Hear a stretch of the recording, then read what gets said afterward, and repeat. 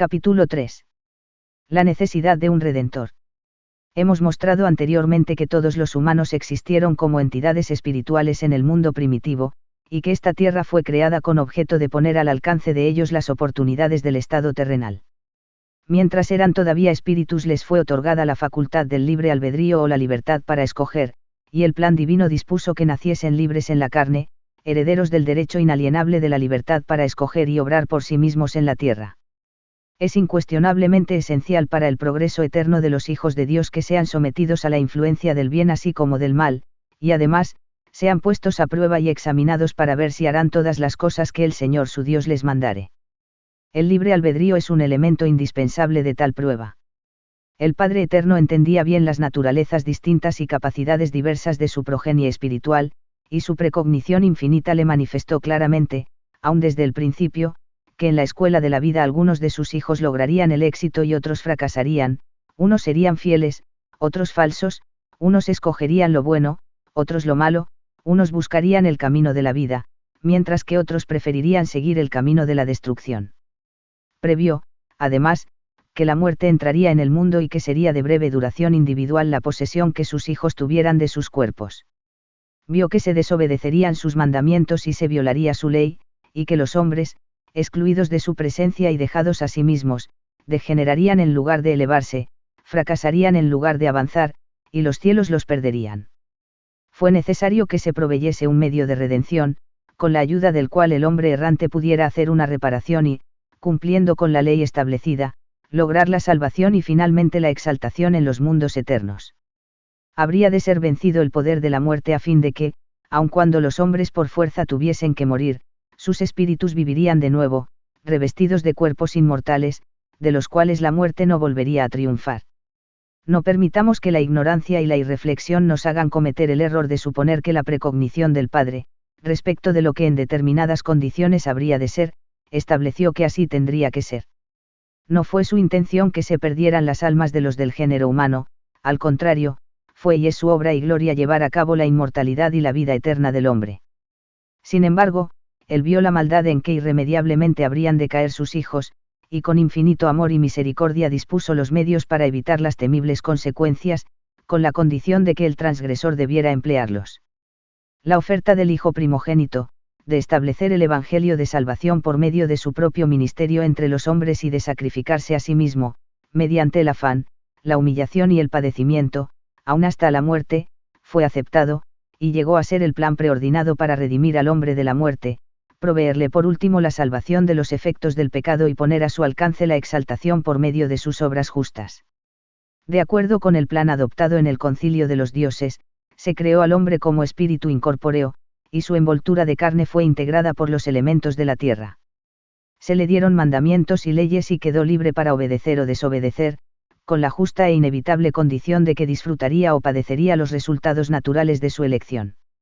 Adán, el primer hombre colocado sobre la tierra de conformidad con el plan establecido, y Eva, dada a él como compañera, e indispensable para él en la misión señalada de poblar la tierra, desobedecieron el mandamiento directo de Dios y de este modo efectuaron la caída del hombre, inaugurando con ello el estado carnal, del cual la muerte es un elemento esencial. No se propone considerar aquí detalladamente la doctrina de la caída, para nuestro propósito basta establecer la realidad del trascendental acontecimiento y sus portentosas consecuencias. La mujer fue engañada y, violando directamente el consejo y mandamiento, participó del alimento que les había sido prohibido, y como consecuencia, su cuerpo sufrió una degeneración y quedó sujeto a la muerte. Adán comprendió la disparidad que había surgido. 17. Entre él y su compañera, y con cierto grado de entendimiento siguió el mismo curso, y de esta manera participó con ella de esa degeneración corporal. Consideremos en esto las palabras del apóstol Pablo: Adán no fue engañado, sino que la mujer, siendo engañada, incurrió en transgresión. El hombre y la mujer ahora se habían tornado mortales. Por haber participado del alimento que no convenía a su naturaleza y condición, y respecto del cual fueron amonestados categóricamente, padecieron el resultado inevitable de desobedecer la ley y los mandamientos divinos, y quedaron sujetos a los achaques físicos y flaquezas corporales que el género humano ha recibido como herencia natural. Sus cuerpos, que antes de la caída habían sido perfectos en cuanto a forma y funciones, ahora se vieron expuestos, con el tiempo, a la disolución o la muerte. El tentador por excelencia, a causa de cuyas sofisterías, insinuaciones e infames mentiras Eva fue engañada, no era otro sino Satanás o Lucifer, el rebelde y caído hijo de la mañana, cuya proposición, que significaría la destrucción de la libertad del hombre, fue rechazada en el concilio celestial, y él y todos sus ángeles arrojados a la tierra en su estado de espíritus incorpóreos, que nunca jamás poseerán sus propios cuerpos. Como represalia diabólica, por haber sido rechazado en el concilio, derrotado por Miguel y las huestes celestiales y expulsado ignominiosamente de los cielos, Satanás proyectó destruir los cuerpos dentro de los cuales nacerían los espíritus fieles, o sea aquellos que guardaron su primer estado, y el engaño de Eva no fue sino uno de los primeros pasos de esa maquinación infernal. La muerte ha llegado a ser la herencia universal, puede arrebatar a sus víctimas en su infancia o juventud, en el periodo de la flor de la vida, o puede postergar su demanda hasta que las nieves de la vejez se hayan acumulado sobre la venerable cabellera, puede venir como resultado de un accidente o enfermedad, o bien violentamente o, como solemos decir, por causas naturales, pero tiene que venir, como Satanás bien lo sabe, y este conocimiento constituye su triunfo actual, aunque pasajero. Sin embargo, los propósitos de Dios, como siempre han sido y siempre lo serán, son infinitamente superiores a las intrigas más sagaces de hombres y demonios, y aun antes de ser creado el primer hombre en la carne, se había proveído lo necesario para contrarrestar la conspiración satánica de convertir la muerte en inevitable, perpetua y suprema. Para vencer la muerte y proveer el medio de rescate del poder de Satanás, se dispuso la expiación que había de llevar a cabo Jesús el Cristo. En vista de que el castigo consiguiente a la caída vino sobre la raza humana por causa de un acto individual, sería manifiestamente injusto y consiguientemente imposible, como parte del propósito divino, hacer que todos los hombres padecieran los resultados sin proveérseles un rescate. Además, si por la transgresión de un solo hombre entró el pecado en el mundo, y la muerte vino sobre todos, concordaría con la razón que un solo hombre efectuase la expiación requerida. El pecado entró en el mundo por un hombre, y por el pecado la muerte, así la muerte pasó a todos los hombres, por cuanto todos pecaron.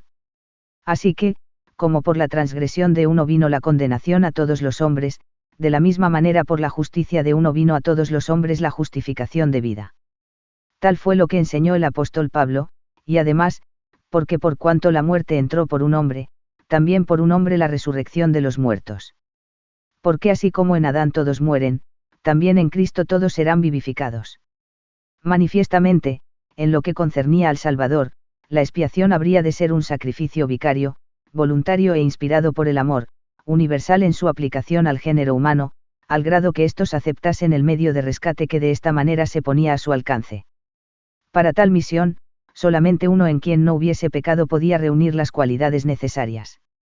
Aun las víctimas que los israelitas antiguos ofrecían sobre el altar, propiciación provisional por las ofensas del pueblo bajo la ley maseica, tenían que estar limpias y libres de manchas o defectos, de no ser así, eran inaceptables y constituía un sacrilegio el intentar ofrecerlas. Jesucristo fue el único ser que se acomodaba a los requisitos del gran sacrificio. 1. Como el único varón sin pecado. 2. Como el unigénito del Padre y, consiguientemente, el único ser nacido en la tierra plenamente dotado de los atributos de Dios así como del hombre. 18. 3. Como el que había sido designado en los cielos y preordinado para este servicio. ¿Qué otro hombre ha sido sin pecado y, por tanto, completamente libre del dominio de Satanás, y a quien la muerte, la paga del pecado, no viniera naturalmente? Si Jesucristo hubiera muerto igual que otros hombres, como resultado del poder que Satanás puede lograr sobre ellos por motivo de sus pecados, su muerte no habría sido sino una experiencia individual, sin ninguna facultad para expiar en lo mínimo ninguna culpa u ofensa más que las suyas. La impecabilidad absoluta de Cristo lo calificó, su humildad y buena disposición lo hicieron aceptable al Padre como el sacrificio expiatorio mediante el cual podría efectuarse la propiciación por los pecados de todo ser. ¿Qué otro hombre ha vivido con el poder para resistir la muerte, y a quien ésta no podía dominar sino por la propia voluntad de él? Sin embargo, Jesucristo no pudo ser muerto hasta que su hora hubo llegado, y ésta habría de ser el momento en que él voluntariamente entregara su vida y permitiera su propia defunción por un acto de su voluntad. Siendo hijo de una madre terrenal, heredó la capacidad para morir, y engendrado por un Padre inmortal, recibió como herencia el poder para resistir la muerte indefinidamente. Literalmente entregó su vida, pues así lo hace constar su propia afirmación: por eso me ama el Padre, porque yo pongo mi vida, para volverla a tomar. Nadie me la quita, sino que yo de mí mismo la pongo. Tengo poder para ponerla y tengo poder para volverla a tomar. Y también, porque como el Padre tiene vida en sí mismo, así también ha dado al Hijo el tener vida en sí mismo. Únicamente tal ser podría triunfar de la muerte, y en nadie más que en Jesucristo se cumplió esta condición indispensable de un Redentor del mundo. ¿Ha habido otro hombre que haya venido a la tierra con un nombramiento semejante, investido con la autoridad de tal preordinación? Jesucristo no asumió su misión expiatoria por su propia cuenta. Es verdad que se ofreció a sí mismo en los cielos, también es cierto que fue aceptado, y que en el debido tiempo descendió a la tierra para cumplir con las condiciones de esa aceptación, mas no obstante, fue elegido por uno mayor que él. La esencia de su confesión de autoridad siempre dio a entender que obraba bajo la dirección del Padre, como lo atestiguan estas palabras: porque he descendido del cielo, no para hacer mi voluntad, sino la voluntad del que me envió. Mi comida es que haga la voluntad del que me envió, y que acabe su obra. No puedo yo hacer nada por mí mismo, según oigo, así juzgo, y mi juicio es justo, porque no busco mi voluntad sino la voluntad del que me envió, la del Padre. Mediante la expiación efectuada por Jesucristo, servicio redentor realizado en forma vicaria en bien de los del género humano, todos los cuales se habían alejado de Dios como consecuencia del efecto del pecado, así el heredado como el cometido individualmente, se abre la puerta a una reconciliación por medio de la cual el hombre nuevamente puede tener comunicación con Dios y hacerse digno de morar otra vez y para siempre en la presencia de su Padre eterno. El efecto de la expiación puede convenientemente considerarse bajo dos aspectos. 1. La redención universal de la raza humana, de la muerte causada por la caída de nuestros primeros padres, y 2. La salvación, mediante la cual se proveen los medios para libertarse de las consecuencias del pecado individual. En la resurrección del Cristo crucificado se manifestó la victoria sobre la muerte. Fue el primero en pasar de la muerte a la inmortalidad y, por consiguiente, justamente es conocido como las primicias de los que durmieron. La amplia evidencia que hay en las Escrituras muestra que la resurrección de los muertos, por él inaugurada, ha de extenderse a todo aquel que haya o habrá vivido. Después de la resurrección de nuestro Señor, otros que habían dormido en la tumba se levantaron, y muchos los vieron, no como apariciones espirituales, sino como espíritus resucitados, revestidos de cuerpos inmortales, y se abrieron los sepulcros, y muchos cuerpos de santos que habían dormido, se levantaron, y saliendo de los sepulcros, después de la resurrección de él, vinieron a la santa ciudad, y aparecieron a muchos. Desígnase como santos a aquellos que fueron los primeros en resucitar y levantarse, y otros. 19. Pasajes de las Escrituras confirman el hecho de que únicamente los justos saldrán en las primeras épocas de la resurrección que aún está por consumarse, pero la palabra revelada irrefutablemente establece el hecho de que todos los muertos, a su vez, van a reasumir cuerpos de carne y huesos. La afirmación directa del Salvador debiera ser terminante: de cierto os digo, viene la hora, y ahora es, cuando los muertos oirán la voz del Hijo de Dios, y los que la oyeren vivirán. No os maravilléis de esto, porque vendrá hora cuando todos los que están en los sepulcros oirán su voz, y los que hicieron lo bueno, saldrán a resurrección de vida, mas los que hicieron lo malo, a resurrección de condenación. Los apóstoles de la antigüedad enseñaron la doctrina de la resurrección universal, e igual cosa hicieron los profetas nefitas, y las revelaciones consiguientes a la dispensación actual confirman el mismo asunto. Aun los paganos que no han conocido a Dios saldrán de sus sepulcros, y por motivo de que habrán vivido y muerto sin conocer la ley salvadora, se ha dispuesto un medio de darles a conocer el plan de salvación. Y entonces serán redimidas las naciones paganas, y los que no conocieron ninguna ley tendrán parte en la primera resurrección. Jacob, profeta nefita, enseñó la universalidad de la resurrección y explicó la necesidad absoluta de un Redentor, sin el cual se habrían frustrado los fines de Dios con respecto a la creación del hombre. Sus palabras constituyen un resumen conciso y vigoroso de la verdad revelada que se relaciona directamente con nuestro tema presente. Porque como la muerte ha pasado a todo hombre para cumplir el misericordioso designio del gran Creador, también es necesario que haya un poder de resurrección, y la resurrección debe venir al hombre por motivo de la caída, y la caída vino a causa de la transgresión, y por haber caído el hombre, fue desterrado de la presencia del Señor. Por tanto, deberá ser una expiación infinita, porque si no fuera infinita, esta corrupción no podría vestirse de incorrupción. De modo que el primer juicio que cayó sobre el hombre habría durado eternamente.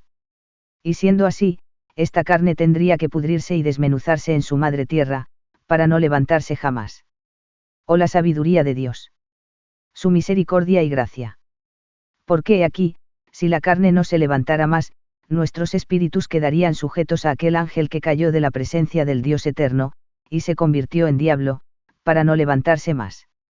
Y nuestros espíritus habrían llegado a ser como él, y nosotros seríamos diablos, ángeles de un diablo, separados de la presencia de nuestro Dios para quedar con el Padre de las mentiras, en miseria como él, sí, semejantes a aquel ser que engañó a nuestros primeros padres, quien se hace aparecer como un ángel de luz, e incita a los hijos de los hombres a combinaciones secretas de asesinatos y a toda especie de obras secretas de tinieblas. Oh cuán grande es la bondad de nuestro Dios, que nos prepara el camino para que escapemos de las garras de ese terrible monstruo, muerte e infierno, que llamo la muerte del cuerpo, y también la muerte del espíritu. Y a causa del plan de redención de nuestro Dios, el Santo de Israel, esta muerte de que he hablado, que es la temporal, entregará sus muertos, y esta muerte es la tumba. Y la muerte de que he hablado, que es la muerte espiritual, entregará sus muertos, y esta muerte espiritual es el infierno. De modo que la muerte y el infierno han de entregar sus muertos, el infierno ha de entregar sus espíritus cautivos, y la tumba sus cuerpos cautivos, y los cuerpos y los espíritus de los hombres serán restaurados el uno al otro, y se hará por el poder de la resurrección del Santo de Israel. Oh cuán grande es el plan de nuestro Dios.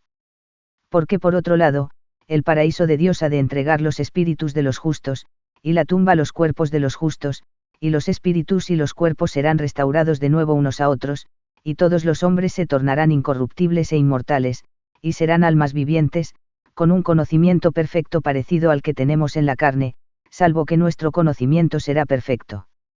Las Escrituras testifican terminantemente que por aplicarse la expiación a la transgresión individual, el pecador puede obtener la absolución, si cumple con las leyes y ordenanzas comprendidas en el Evangelio de Jesucristo.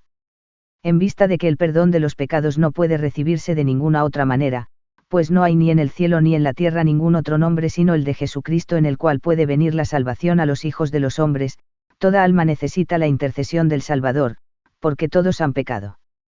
Por cuanto todos pecaron, y están destituidos de 20.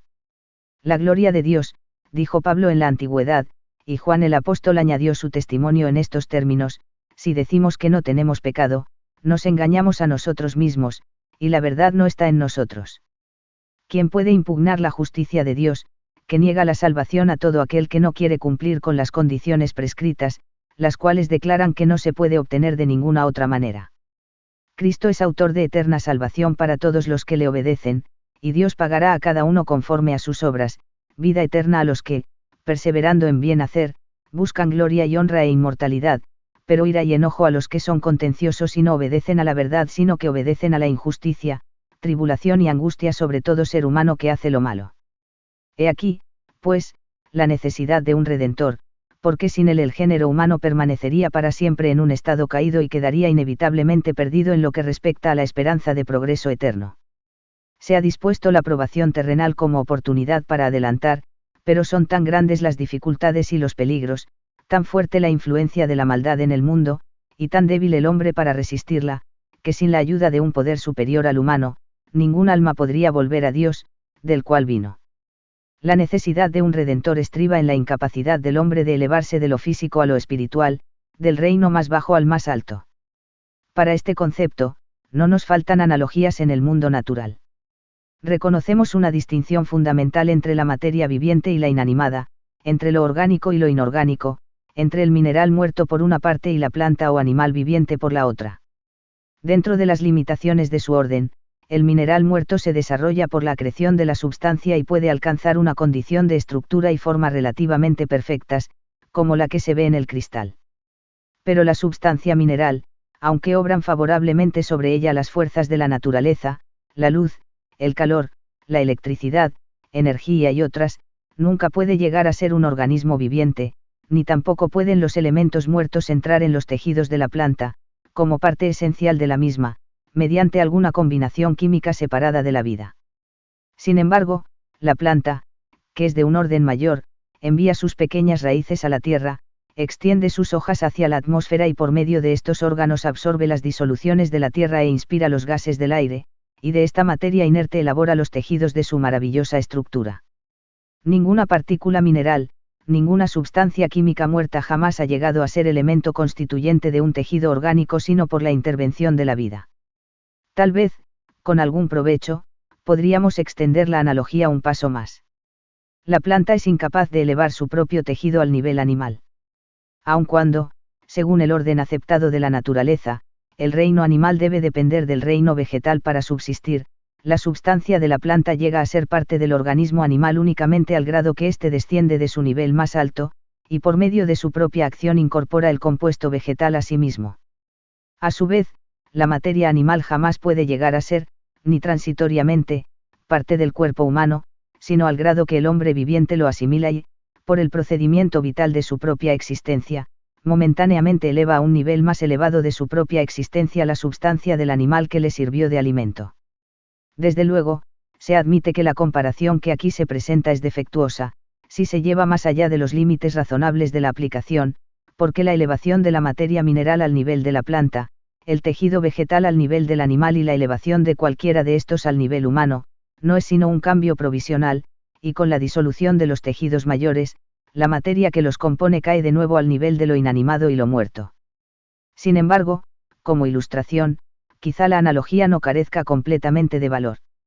Por tanto, a fin de que el hombre pueda avanzar de su actual estado caído y relativamente degenerado a la condición más elevada de la vida espiritual, debe intervenir una fuerza mayor que la suya.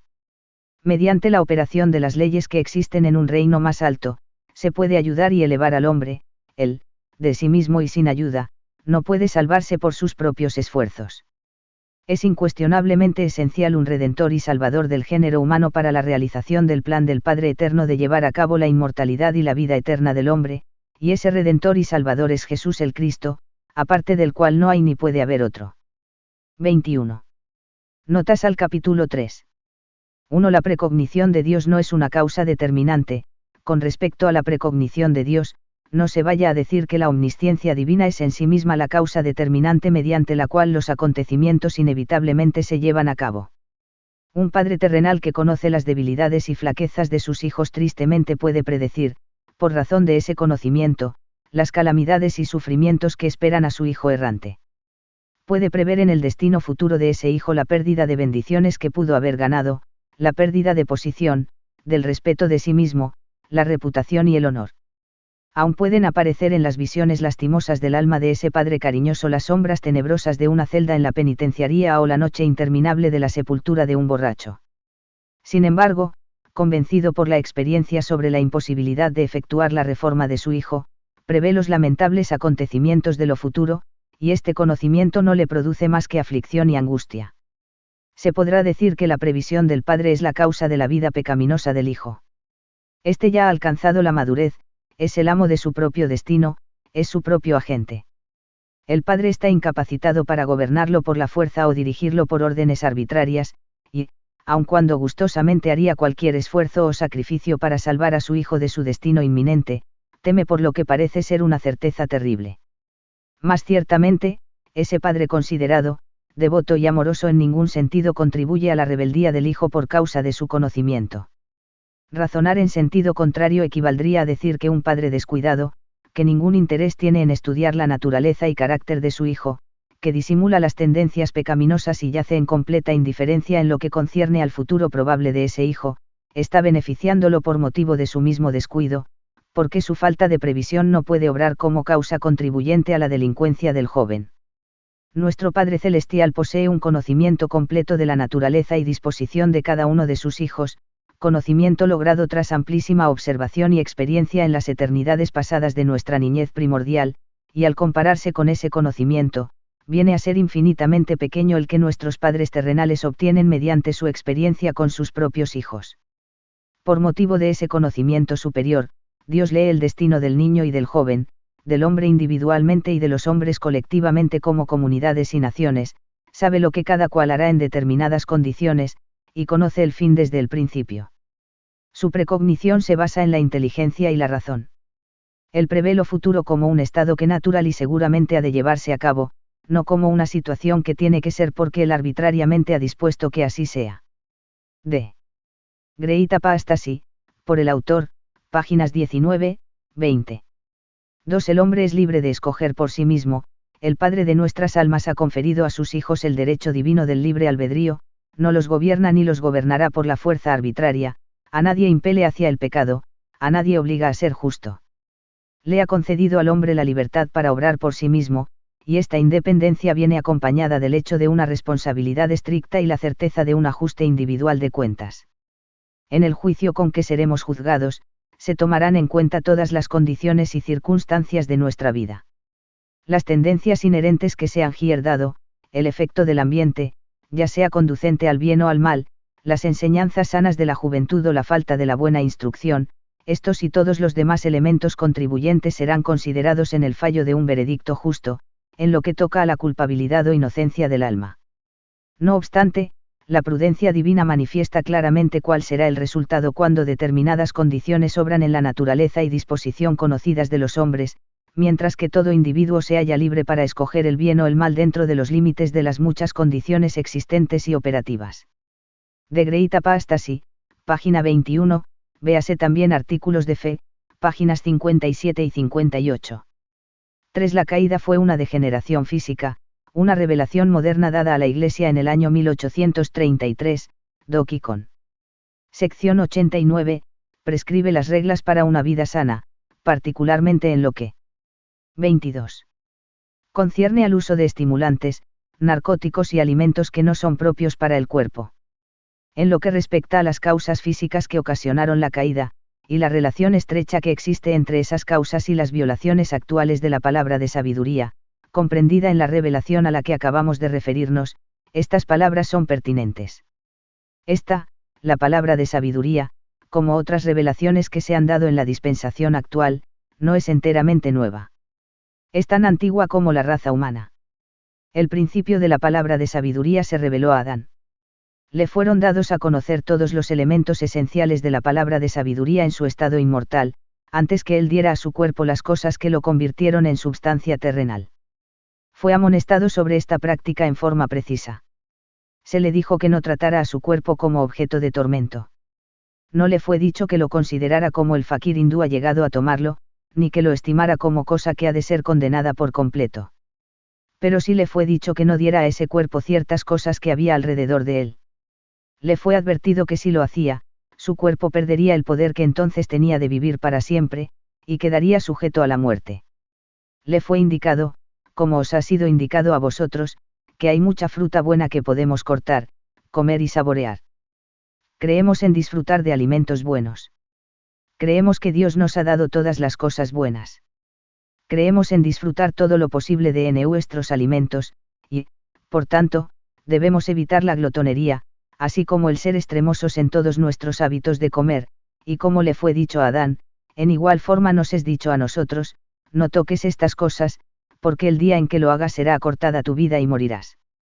Aquí deseo decir que en esto consistió la caída, en comer cosas que no convenían, en dar al cuerpo sustancias que lo convirtieron en cosa terrena, y voy a aprovechar esta ocasión para proclamar contra las interpretaciones falsas de las Escrituras, adoptadas por ciertas personas, y muy de moda en la actualidad, en las cuales se hace referencia de un modo sigiloso y misterioso, a que la caída del hombre consistió en cierta ofensa contra las leyes de la castidad y la virtud. Tal doctrina es una abominación. ¿Qué derecho tenemos de tergiversar las Escrituras de su sentido y significado correctos? ¿Qué derecho tenemos de suponer que Dios no dio a entender precisamente lo que dijo?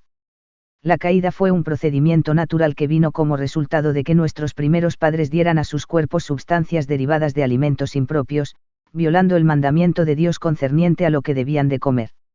Refrenémonos de andar diciendo en voz baja que la caída se debió a que la madre de la raza humana perdió su castidad y virtud. No es verdad, la raza humana no es nacida de fornicación. Los cuerpos que hemos recibido nos son dados de la manera que Dios dispuso. Nunca se diga que el patriarca de la raza humana, que se asoció con los dioses antes de venir aquí a la tierra, y su igualmente real compañera, fueron culpables de una ofensa tan vil. La adopción de esa creencia ha causado que muchos disculpen su propia violación y desviación de la senda de la castidad y del camino de la virtud, diciendo que es el pecado de la raza y que es tan antiguo como Adán. Adán no lo introdujo. Eva no lo cometió. Fue introducido por el diablo, y lo hizo a fin de sembrar la semilla de la muerte prematura en los cuerpos de los hombres y mujeres, para que la raza humana se degenerara tal como ha sucedido cuando se han transgredido las leyes de la virtud y de la castidad. Nuestros primeros padres fueron puros y nobles, y cuando pasemos al otro lado del velo quizá conoceremos algo de su estado elevado, más de lo que sabemos ahora. Pero sepamos de una vez por todas que fueron puros, fueron nobles. Es cierto que desobedecieron las leyes de Dios, comiendo las cosas que les fue mandado no comer, pero, ¿quién de vosotros puede levantarse y condenar? D. Un sermón por el autor en la 83ª Conferencia Semestral de la Iglesia, 6 de octubre de 1913. 4. Cristo efectuó la redención de la caída, de modo que el Salvador es el amo de la situación, la deuda queda pagada, la redención hecha, el convenio cumplido, la justicia satisfecha, la voluntad de Dios obedecida y todo poder ahora es dado al Hijo de Dios, el poder de la resurrección, de la redención, de la salvación, la facultad para establecer leyes con objeto de llevar a cabo y cumplir este propósito. De ahí, que la vida y la inmortalidad son manifestadas, se introduce el Evangelio y él llega a ser el 23. Autor de la vida eterna y la exaltación. Él es el Redentor, el Resucitador, el Salvador del hombre y del mundo, y él ha dispuesto que la ley del Evangelio sea el medio que debe obedecerse en este mundo y en el venidero, así como él obedeció la voluntad y la ley de su Padre, y por consiguiente, el que creyere será salvo, y el que no creyere será condenado. Antes de la fundación del mundo se formuló, concertó y aceptó el plan, el arreglo, el acuerdo, el convenio, fue simbolizado por los sacrificios, y se llevó a cabo y se consumó sobre la cruz. De modo que por ser el mediador entre Dios y el hombre, le corresponde el derecho de ser el magistrado supremo y director de la tierra y de los cielos, de los vivos y de los muertos, en lo pasado, lo presente y lo futuro, en todo lo que respecta al hombre y su asociación con esta tierra o con los cielos, por esta vida o por la eternidad, el capitán de nuestra salvación, el apóstol y sumo sacerdote de nuestra profesión, el Señor y otorgador de la vida. Mediation and Atonement, por John Taylor, página 171. 5. La redención de los efectos de la caída. El mormonismo acepta la doctrina de la caída y la narración de la transgresión en el Edén, según se halla en el libro de Génesis, pero afirma que ninguno sino Adán responde o responderá por esta desobediencia, que la raza humana en general queda completamente absuelta de la responsabilidad de ese pecado original, y que cada cual responderá únicamente por sus propias transgresiones, que Dios había previsto la caída, que la hizo tornar para fines benéficos mediante los cuales se establecieron las condiciones necesarias para inaugurar el estado terrenal, que se proveyó un redentor antes que el mundo fuese, que la salvación general, en lo que toca a la redención de los efectos de la caída, viene a todos sin que la busquen, pero que cada cual debe lograr para sí mismo la salvación individual o el rescate del efecto de sus pecados personales por la fe y las buenas obras mediante la redención efectuada por Jesucristo. Story and Philosophy of Mormonism por el autor, página 111.